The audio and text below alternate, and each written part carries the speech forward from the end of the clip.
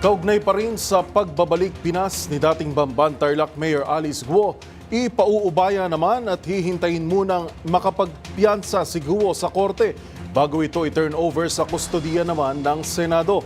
Ito ang sinabi ni Senator Francis Cheese Escudero matapos maiuwi ng Pilipinas ang dating alkalde na nagtago at iligal na umalis ng bansa.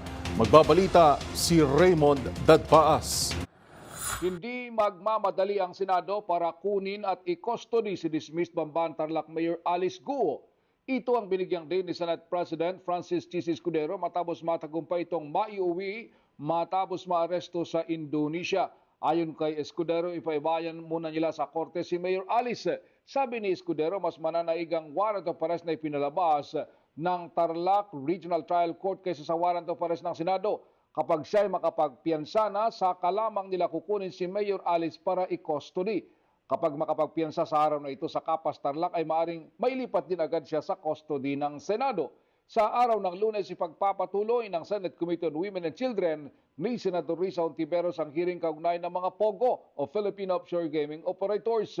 At asahan na dito nakaharap si Mayor Alice kasama ang Mayor ng Sual, Pangasinan na si Mayor Liseldo Dong Kalugay. Ayon kay Hontiveros, sagot ang kanilang gustong marinig sa kanya pagdating ng Senado.